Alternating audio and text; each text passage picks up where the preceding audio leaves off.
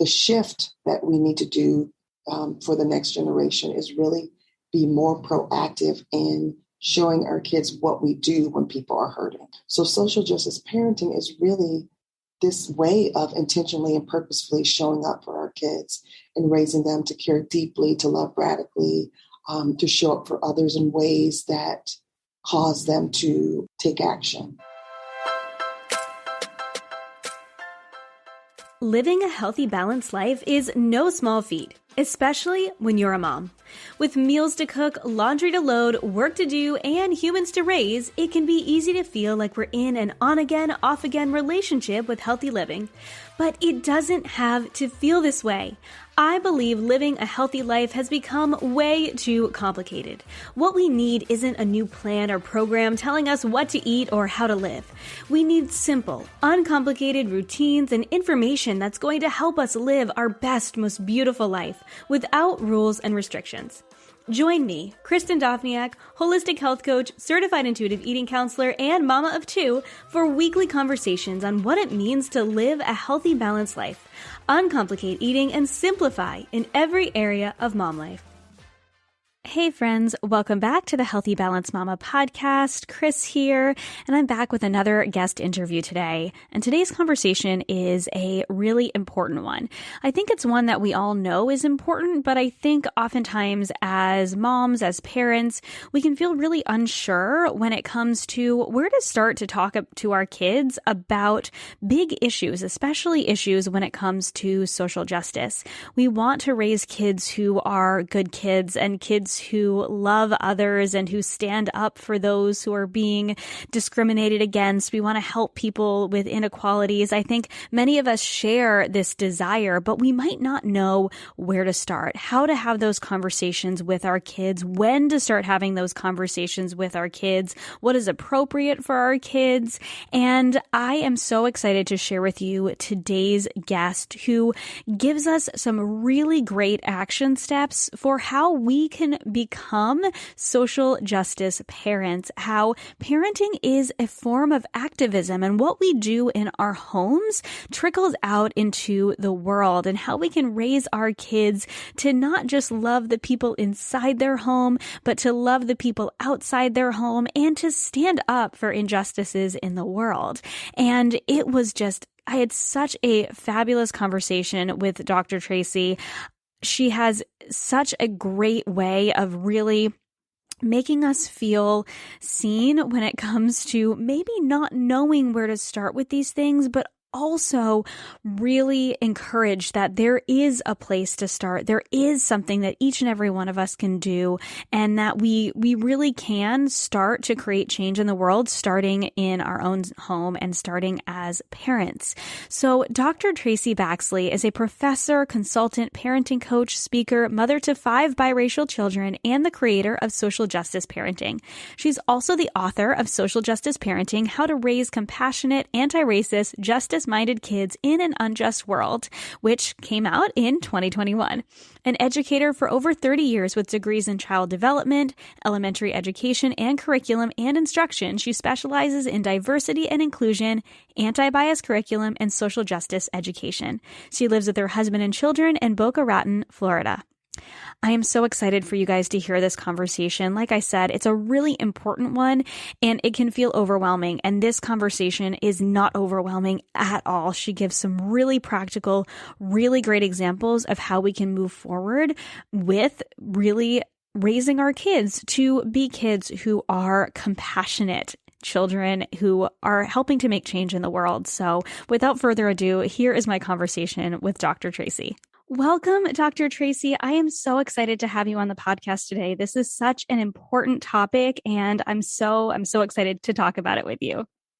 Thank you, Chris. Thanks for having me on your podcast. Yeah, absolutely. So I love to start every one of my podcast episodes with a guest with a fun little icebreaker. And this is my favorite one to ask authors especially. So what are you reading these days? I am in the middle of reading Unbound by Tarana Burch, the founder of the Me Too movement. Cool. She's telling her story. It's raw and it's vulnerable, and man, she's doing a great job explaining how she got to start the movement, where it came from, and her life history. So it's a really great read. And she does the audio version too. Mm-hmm. So yeah, hearing her tell her own stories it's really great. Yeah, that's always my favorite with any, especially memoirists, when they read their own story. I think it's so much more powerful really hearing it from their voice. So I agree. That sounds incredible. So that's a really good segue too, I guess, into our topic today, because you are also an author. And today we're going to talk about the topic of social justice, but not just social justice, but social justice parenting. So social justice for those of us who have children, who are parents or are a parent figure to other children in the world. And this is such an important topic, but like we were talking about before we officially hit record, I think for a lot of us parents, this can be a hard topic because we're not quite sure where to start when it comes to this. We want to help. We want to teach this to our kids, but oftentimes we don't know. We don't know where to start. So the core of the work you do is that parenting is a form of activism. So I would love to have you start by sharing with us your story, why you're passionate about sharing social justice parenting with the world, and how you got into activism, especially when it comes to speaking to parents. Yes, I think growing up, I've always been passionate about knowing about other people's stories. I've been very passionate about learning from others. And I think when I was a kid growing up, like in middle school and high school, I never subscribed to being in one of those subgroups that we see very common in high school or middle school. But I played sports, so I hung out with some of my sports friends, but I also was part of student government.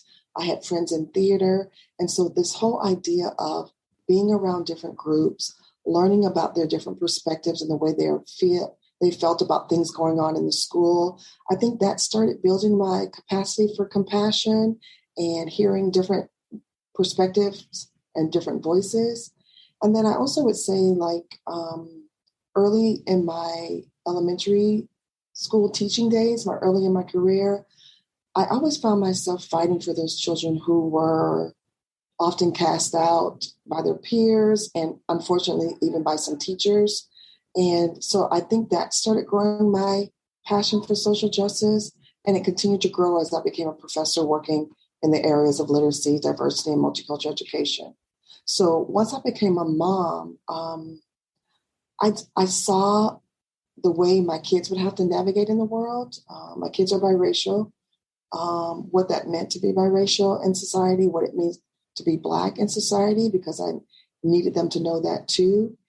And I knew not only did I need to be proactive in making their journey kind of less limiting, but I also wanted to support parents who were not afraid or courageous enough to do the same thing.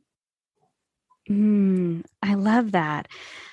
And I love that, you have that personal connection, and you also have that experience, not just being in school yourself, but then being a school teacher. And, I know personally, I did not grow up in a very diverse area. I didn't. And so I didn't experience a lot of, we had those different social groups at school where we had, people who had different interests and things like that. But when it came to diversity of race, ethnicity, there wasn't a lot of that.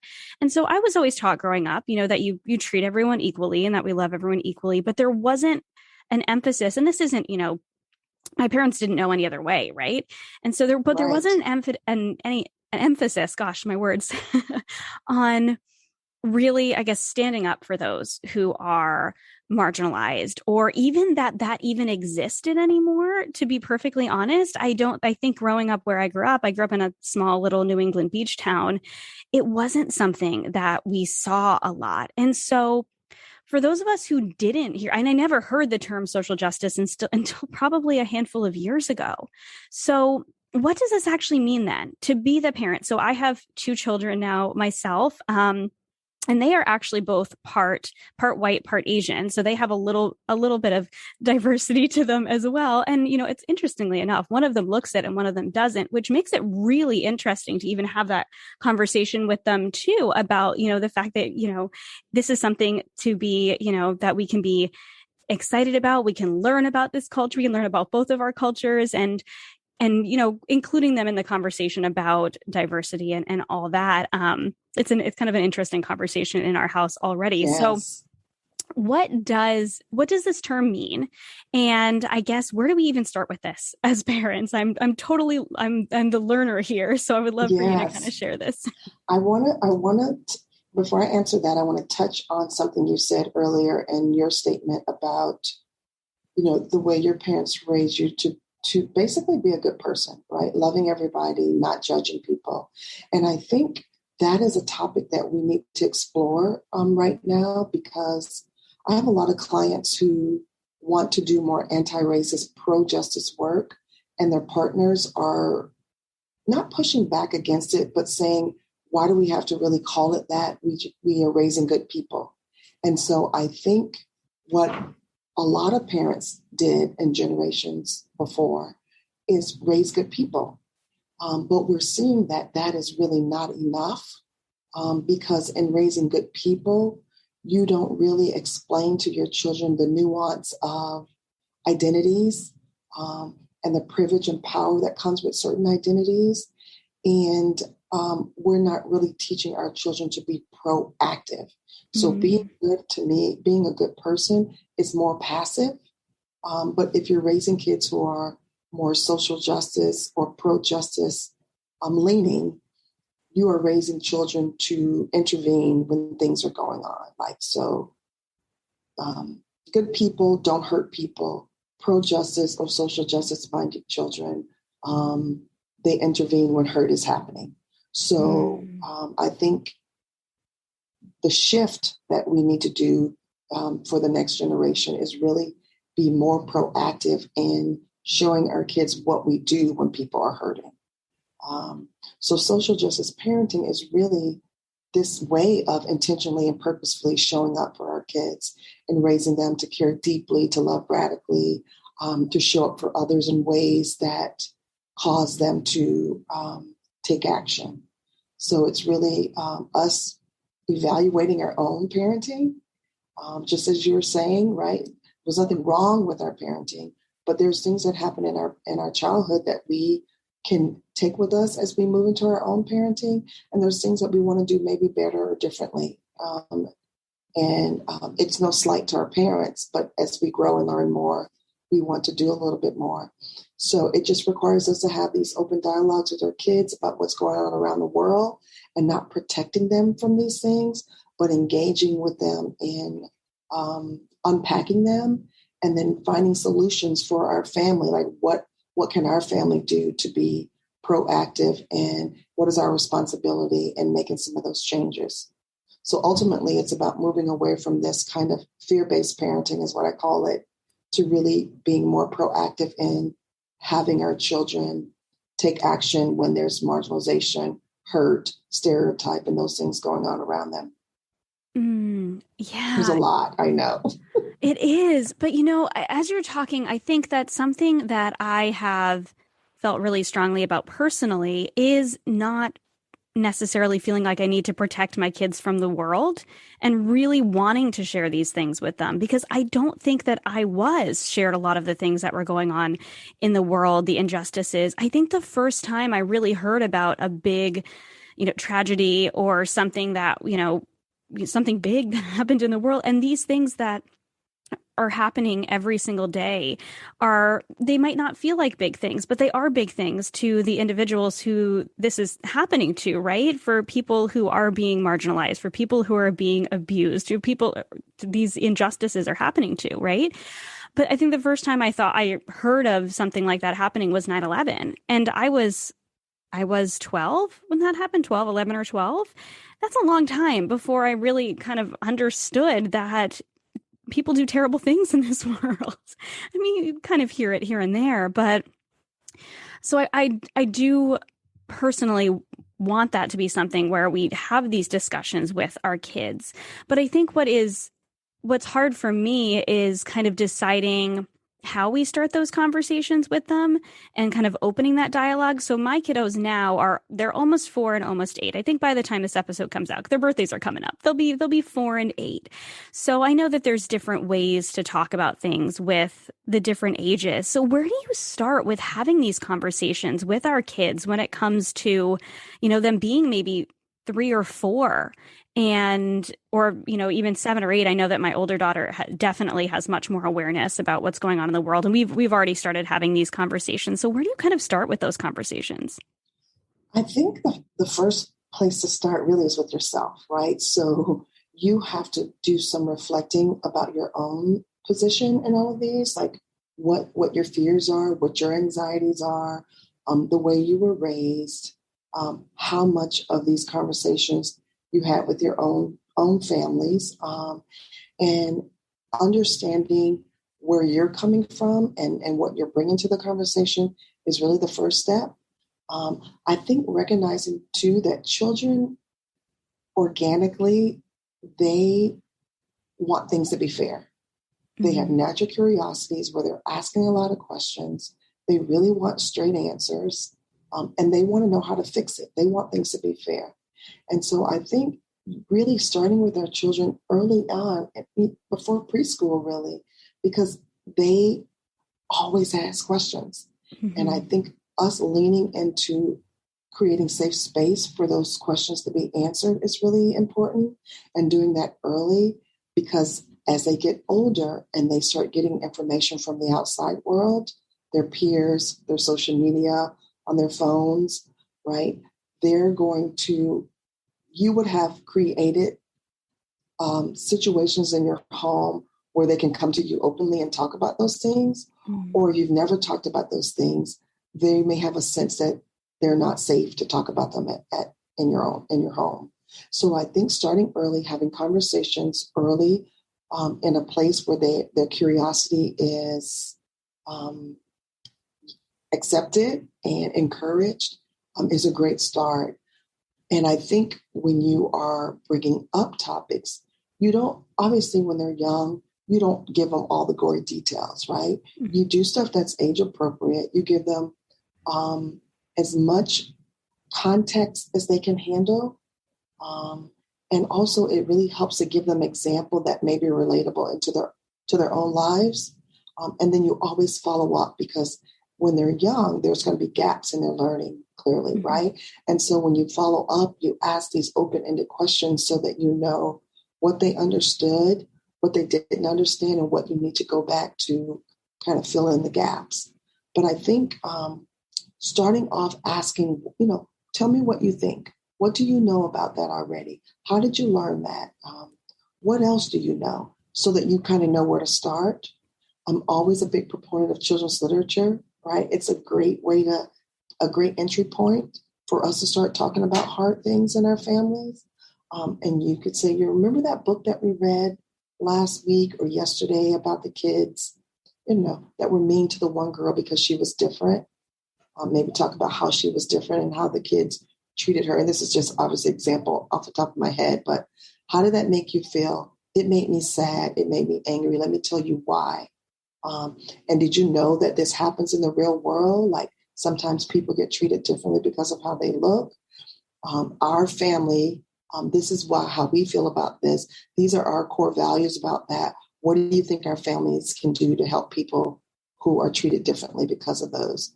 So, put it in context and try to put it in a way that they understand it and that it connects to something that they already know. I really like that. I really love those questions and getting an idea for where your child is at before you kind of jump in, because they might know more than you think they do, right? Right. And that I love that. Yeah, I like that. And I also am a huge fan of literature and reading and being able to have those examples too. And then I love that relating to real life things that they might understand. And then you also talk in your book about core values and having those values as a family and really reflecting on that ourselves first. And I think that's really important too, because I know that I'm not sure that's a conversation that I've necessarily had with my husband, is sitting down and going like, I mean, we kind of know what our values are. We know what we believe, but I think maybe, sitting down and really having that conversation makes it even easier to talk to our kids when we have a little bit more clarity with that too. Yeah, because you also want to be very clear about conveying that to your children. Yeah. You don't want to assume that they know what your core values are. Yes. So, I mean, we have ours written down in our house, and your 8-year-old can really be a part of that. Like, what's important to our family? What are the things that when we are in our own spaces at school, at work, that we know that all of us, are thinking about, that we know. And when you're out of line, there's some misalignment, you have something that brings you back.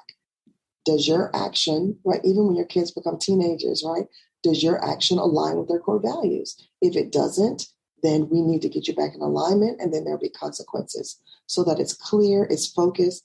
And I think ultimately creating these core values really creates this legacy for your family, right? Mm-hmm.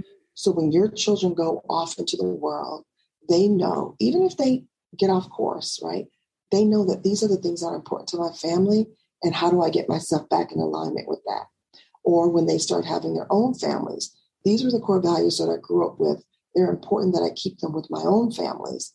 And so I think the more you can make these things permanent, the more you can make it more concrete for your family so that you're all on the same page. I think it's really important to establishing, again, safe space,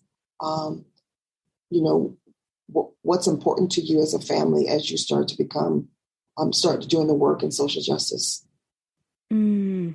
Yeah, I really like that. I've got a takeaway that I've got to go and sit down with my husband and go, okay, let's actually write these down, and let's actually make this something that we can come back to. We do have, like I said, these conversations, but not to the extent that I would like to. So I love that, having that. And then that is something that you can carry on as your family legacy. So I love that. So there's something that you talk about in the book right in the very beginning, and I found it really powerful, and I'd love for you to explain it a little bit more. And because we talked about how, growing up for myself personally, it was, we were taught just, you treat everyone equally and you love everyone. You talk about the concept of radical love in your book. So what does radical love mean? And how does this need to belong, which I found really fascinating, how you talked about our inherent need to belong. How does it kind of help us to connect to our kids and then also connect to other people in that way?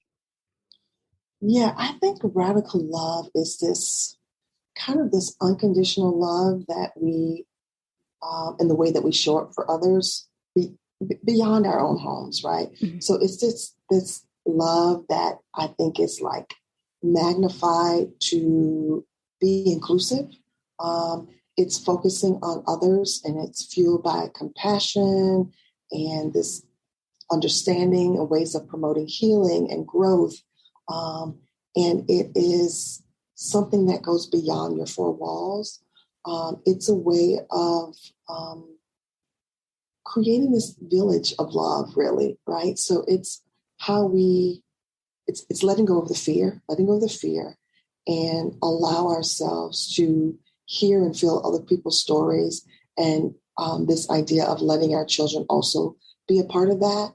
I know sometimes we are so wanting to protect our families and protect our kids from, things out there or bad or hard topics, that we forget in protecting them, we are shielding them off for the rest of the world.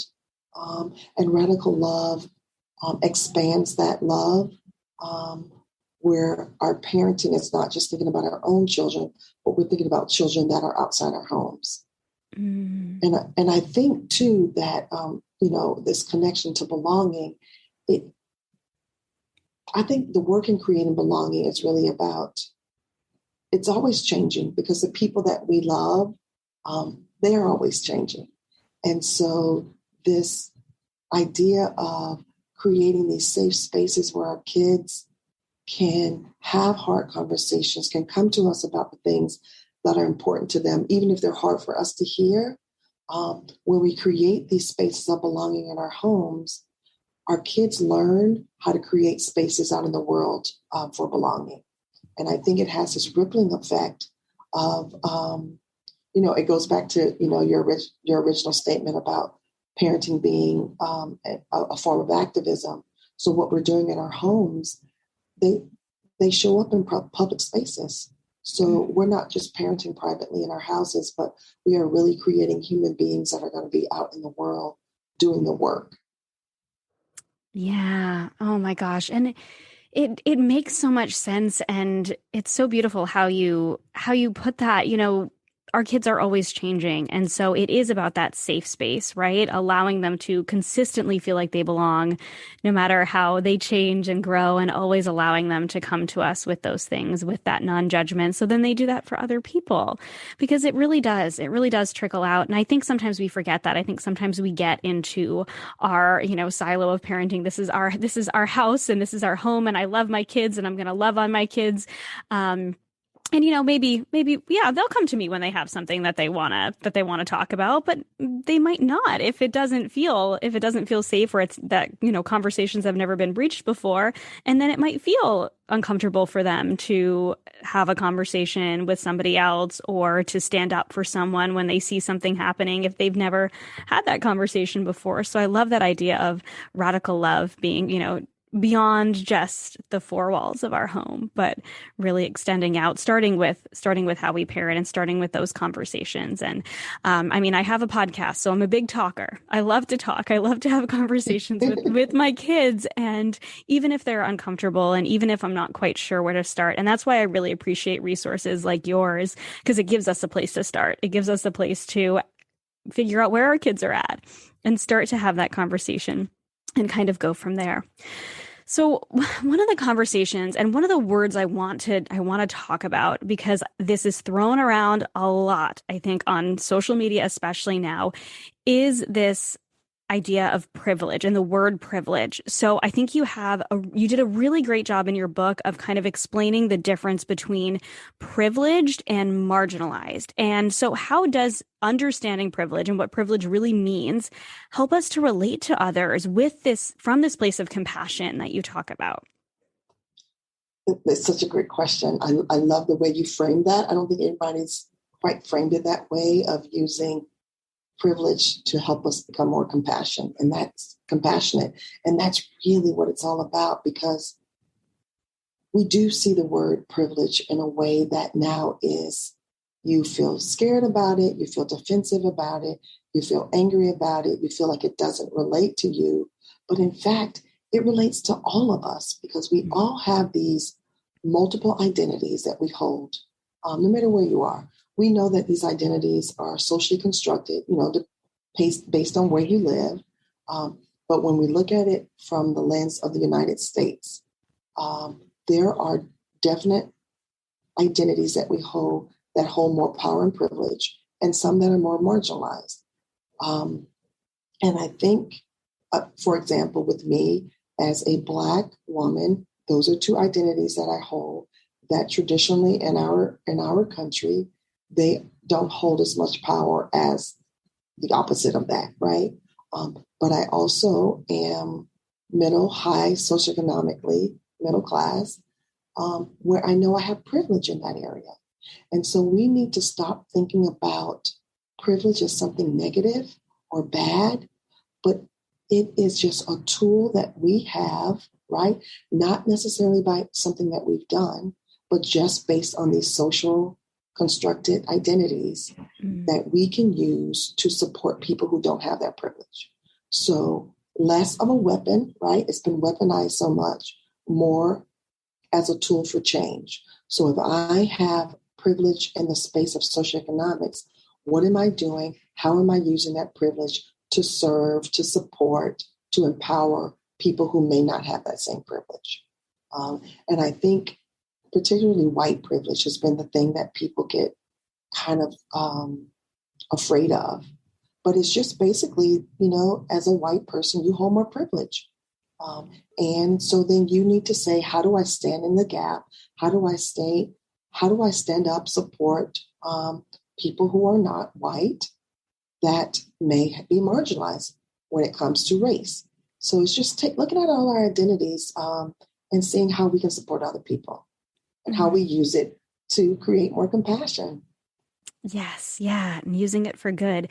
I love your explanation because it really, when I was reading that part of your book, I'm like, oh my gosh, this makes so much sense. And I think it is something that we've been made to feel sort of almost like shamed for, but using it for good it makes so much more sense and is something, it's that activism point. It's going, okay, so yeah, I have these privileges. This is just who I am. This is who I was born. This is how I was born. So I can use this for good instead of being like, well, I've got this privilege. And so this is something I just need to feel, bad about. It's going, okay. Or that I have these, I'm marginalized in these ways, right? Like, and so I don't have this power. How can I, instead of feeling bad about that, going, okay, well, yeah, I have these other privileges. How can I use that for good? So I really love that. And so how would you approach this type of conversation? I mean, it might be a big conversation to really get into the word privilege and all that with our kids, but how do you approach that with your kids or with our kids in general? How should we start to approach that idea of privilege and helping them to understand that concept?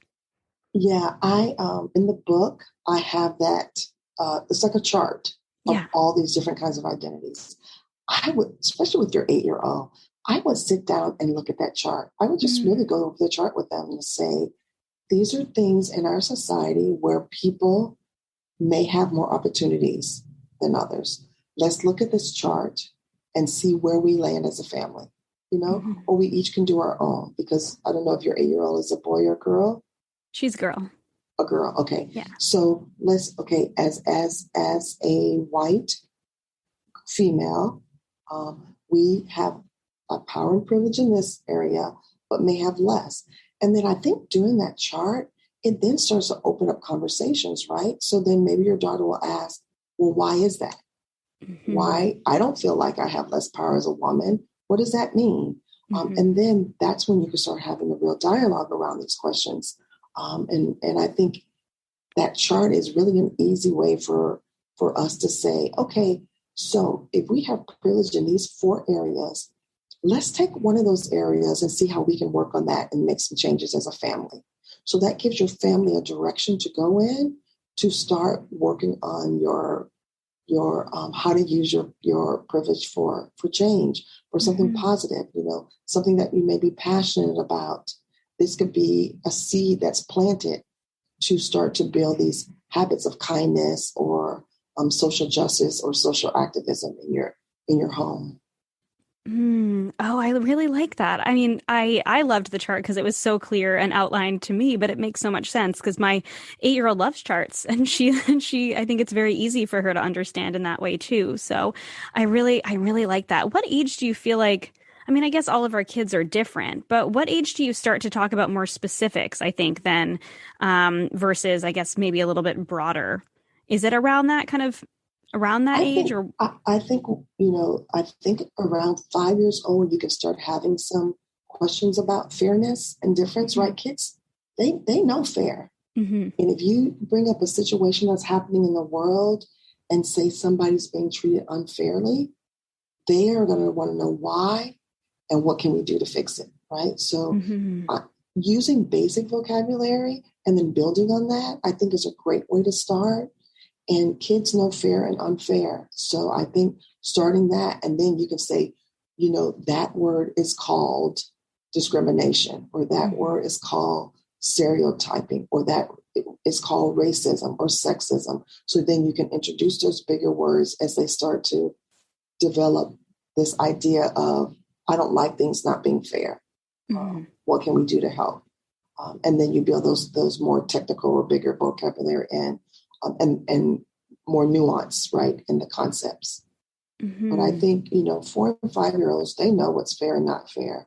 Yeah, And the that's true. studies show that kids began to, around preschool age, start picking their play groups based on race issues. I know in the book I was talking about my daughter, when she was in kindergarten, got excluded from a group because she was a Christian and she wasn't Jewish, because there was a high Jewish population in our public schools in our area.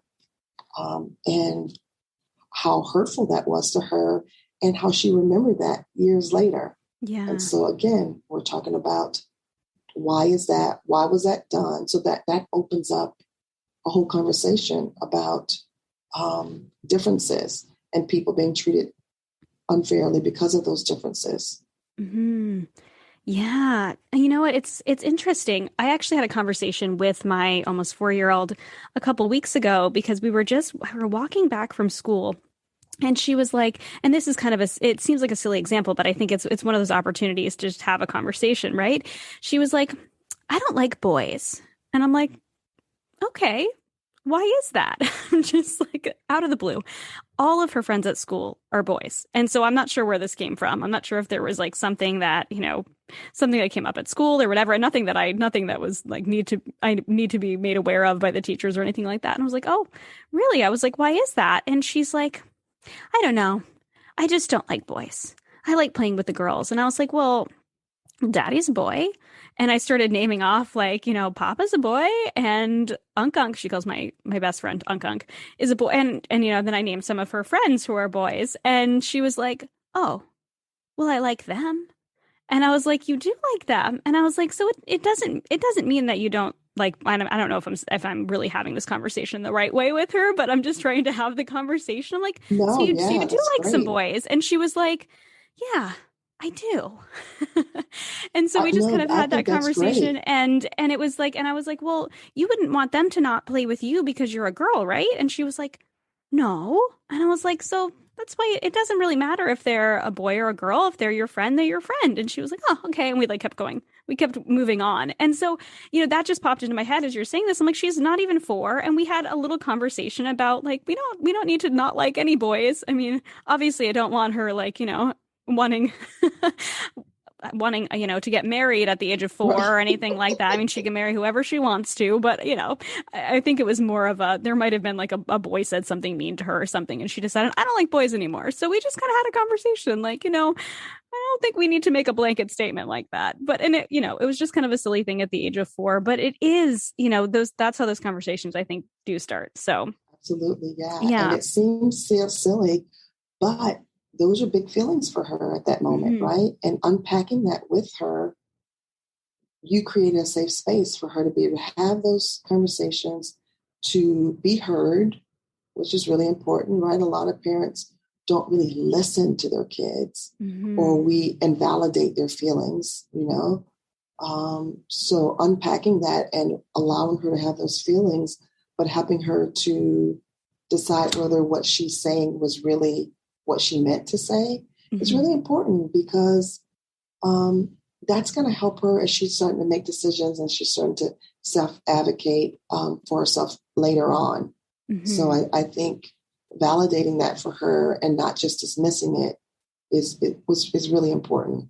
And those teachable moments, man, they're the best time to engage in the dialogue when things come up, even when you're not totally prepared. Being able to try to unpack those things with your kids, even if you have to say, you know what, I need to think about this a little bit more, but I want to come back to it, is really important too. Maybe you're not ready. Maybe it's a lot for you and you need time to process it too. That's okay. Holding space for that is really great. And then you always follow up and say, remember we were talking about XYZ, or that you don't like boys yesterday? I really want to tell you what I was thinking and what I thought about after, and following up. And then, say, do you have any more questions about that or anything else come up for you? So that it gives you a chance to see what they're thinking, what they learned from what you said, and seeing what you need to reteach or where you need to fill in the gaps again. Yeah. Oh, I really appreciate that, because I do think sometimes we can feel like we get kind of put on the spot and you like have to say the right thing right then, but you can go, okay, let's come back to that later. And that, it's not lost because it's just another conversation that you're having. So I really appreciate that. That definitely makes me feel a little better. Like, oh yeah, okay. So even if I don't have anything to say in the moment, we can come back to that and we can continue that conversation, because the goal is that it's a continual conversation, right? Because these are going to come up in different areas, right? It's not always going to be that she doesn't like boys. It could be, it could be a conversation about race. It could be a conversation about, so many other injustices that are happening. And this is just, this was just a little 4-year-old thing, but it might not be a little 4-year-old thing in the future. So, yes. So this is a really good segue because you have this really cool system for like these building blocks that you outline when it comes to social justice parenting in your book. And you use the rocks metaphor for this. So it's reflection, open dialogue, compassion, kindness, social justice engagement, and modeling advocacy. So we've already kind of talked about some of this, right? We've talked about the reflection, like reflecting on our own experiences with our families and our own feelings and our core values, and then the open dialogue. And I think that that's, so important and really having that safe space for our kids. But can you kind of give us an example of these other areas too, and kind of the process that you go through with helping parents become more, social justice parents? Yeah. So yes, the R is reflection, the O is open dialogue, which we discussed already at some level. The C is compassion. And when I look at really compassion and kindness, I look at it from three different lenses, right? Self. So how are you showing self-compassion? How are you showing that and demonstrating that with your children? And then how is your family then taking that out in your community? So the hardest for me, really, of all of these things is self-compassion. And I'm sure I'm not alone with that, especially with a lot of moms who are trying to do it all, right? All the things.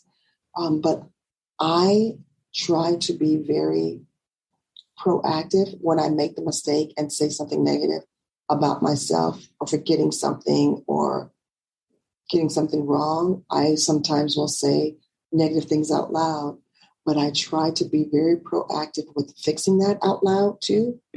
So my children can hear that I do have to work in this area, but here's how I'm fixing that.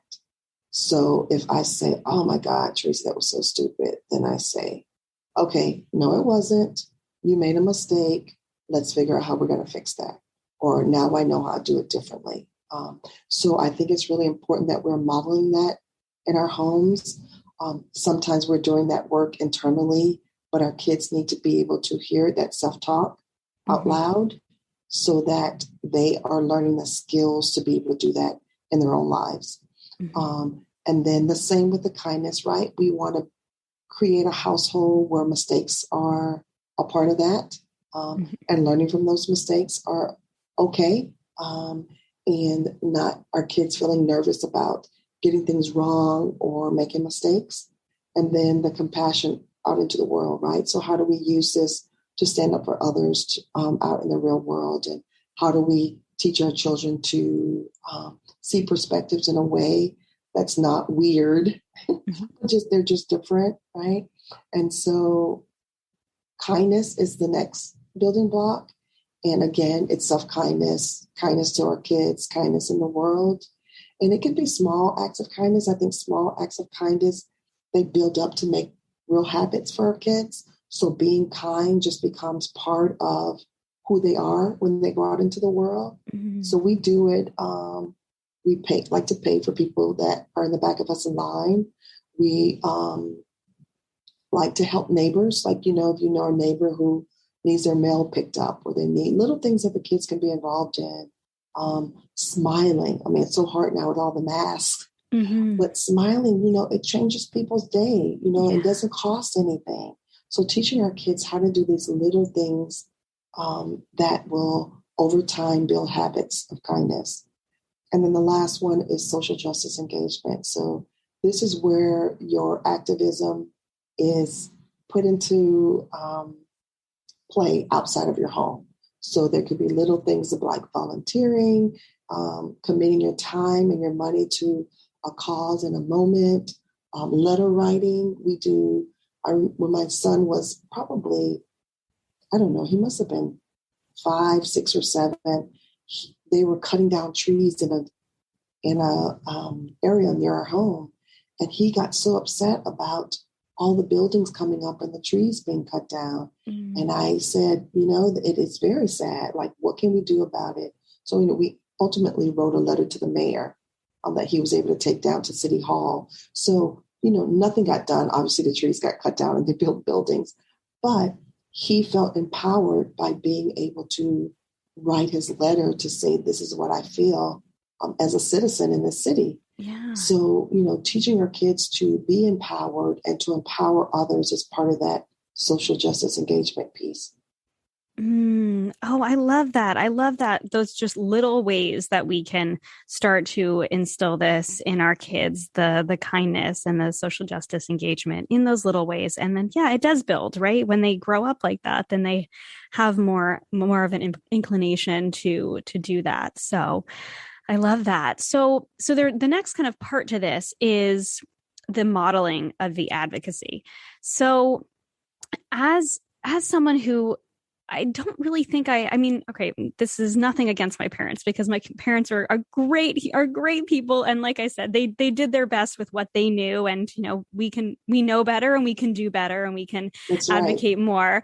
But I don't necessarily think that I was modeled that as a child just because we did little things, we participated in different things, at our church, like around the holidays, we used to make boxes for underprivileged kids, things like that. There were little things that we did. So how can we as parents start modeling this advocacy as adults? How can we kind of start showing, what are some ways we can start showing this to our kids? Yeah, I would ask your kids, right? I think they have a wide range of how they think they could help. Now, you may have to kind of guide it, right? And put it into actionable steps. But I think our kids see more than we think they see. And think about what's important to you. What's important? What aligns with your core values? Like, is it helping people who are unhoused? Right? Maybe that's a community in your group of people in your community that you want to serve and want to support. So I would say start with what's kind of passionate for you, for your family, things that you see around you, and then make an action plan around that. I mean, obviously, a lot of organizations, young kids can't go and volunteer, but there's some things called portable projects that you can do as a family. If you have a woman's shelter near, right, and you want to collect supplies for that, or books, right? We all have a lot of books in our libraries that we want to recycle. Maybe you want to send those to the local women's and children's shelter. So kids can pack, right? Kids can pull the books off their bookshelves, things that they don't need anymore. They can go with you to the store to get the items that are needed. Maybe have a list of the things that the shelter needs that they can help you buy. So I would find something that you're passionate about and making a difference, or a group of people that you want to help empower, right? It may go back to your privileged areas too. And create lists of little things that can be done so that your children can see that it's a part of your core values. Because the kids who do this on a regular basis in their homes, they're the ones that are going to go in the world and start leading these movements because it's natural for them. It's part of who they are. It's part of their core values. And it's part of the legacy that they will leave when they're older or they're adults. Oh, I like that. This feels so doable too. And yes. I can already, I'm already thinking of the things when you're talking that I am passionate about, and so many things that we can do even just in our local area, and then, potentially expanding outward, as the opportunity arises. So I love that. I really like that. And I love asking our kids too, because I'm sure they have a ton of ideas. My oldest is just naturally very compassionate, and she's a helper. She wants to help everyone. She wants to do what she can, and she's got big dreams. And so I'm sure she would have a huge long list of ideas just immediately if I asked her. I just think we haven't done that as much as I would like to. So, and I would put it on a chart paper, right? And just brainstorm and have that chart paper up on a wall so that she can see, okay, we're going to get to some of these things. Let's start with, this is the one you want to start with. Okay, we're going to start with this one. Now let's kind of, brainstorm this one and see what are some of those things that we can do so that it's tangible and they can see it and manipulate it and be able to check things off too. One of my girlfriend's family, they build, the tiny book libraries that people have like in their yards or stuff that you can, they do tiny pantries. And so cool. They have built 6 or 7 around our city that they have, like in front of a church, in front of a community center, where people can put in canned goods, non-perishable, especially during the pandemic, right? And then people can come and take what they need and put stuff in. And it's just been such a great way to serve people who were hurting during the pandemic time. Mm-hmm. And I mean, it's like the project that keeps giving. And it's just so cool to see. Yeah. That is really cool. And I am sure, that empowers the kids too, to go like, I mean, that's the whole conversation we're having, right? But to go like, I did something, especially when they see that and they drive by and they go, I helped make that and I put that up. So that's really cool. I love that. Yeah. And using our skills too, to be able to, to be able to help people in that way. Like I would have no idea how to build one of those, right. But I'm sure there's somebody we know. I know that there's people that we know that could do something like that and that could make that happen. But one of the things that I know that I've done with my kids is volunteer at a food pantry. This is before the pandemic, so it looks a little bit different now. I'm not a food pantry. Sorry. They were giving meals to people. Mm-hmm. Yes. And so we volunteered there. And I brought my oldest daughter. My little one was too young. So this is a couple of years ago. So she was about 6. And we served food to people. And I have a culinary background. So that's something that I can do. I actually didn't help a lot with the cooking. It was mostly just the serving, but I brought her and she got to see, people in our very local area that were underprivileged and kids too. And that was a conversation that we had after. And she's like, why were there kids there? I'm like, because they were a part of their family, right? And their family doesn't have enough to eat. And so that's what we did. That's why we were serving them too. And so, yeah, I think that, and so she kind of felt like, oh, because she was helping other kids too. I feel like that was where that went for her, going, oh, I'm helping other kids. There are other kids who don't have food on the table every night like I do. So yeah, so I think that's really cool. I love that.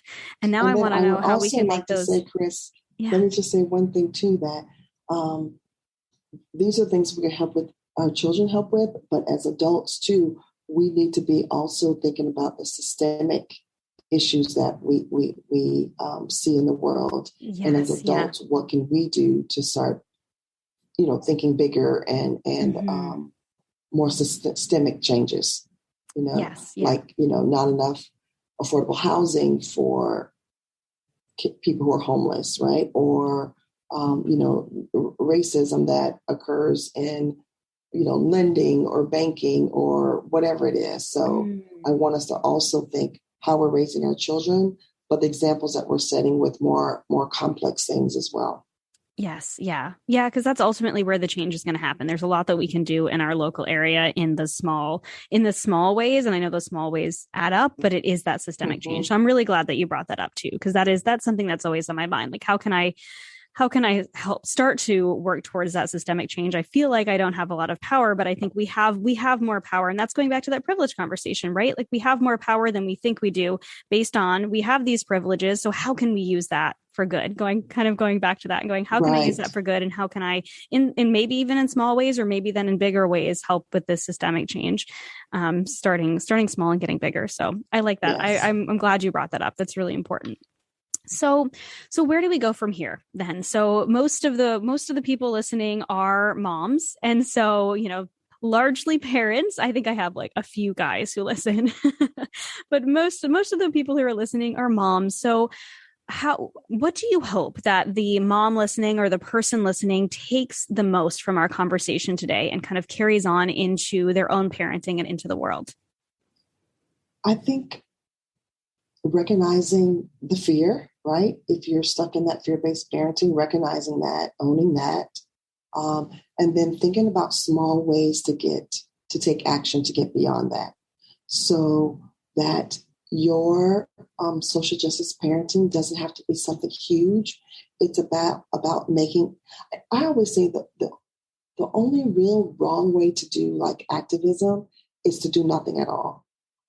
Don't be afraid of getting things wrong. Don't be afraid of feeling uncomfortable, because we're pushing ourselves to do something differently, and change is sometimes hard. But I would implore you to take a step, right? Small action steps, so that our children can see our core values come alive and our core values in action. Yeah, I really like that. Yeah, the only wrong way to do it is by not doing anything at all. So I like that a lot. So you have this incredible book, Social Justice Parenting. So where can my listeners find your book? How can they connect with you and all the work that you do? Yeah, the book can be found it can be found pretty much where you buy books. But if you go to my website or my Instagram bio, I have links from Amazon to independent bookstores. And my Instagram is what I call my social justice parenting village is. And it's at Social Justice Parenting. And you can find any offerings or any of my background or anything else at my website, which is the same name, www.socialjusticeparenting.com. Awesome. And we will put all those links in the show notes so they can access those really easily. Awesome.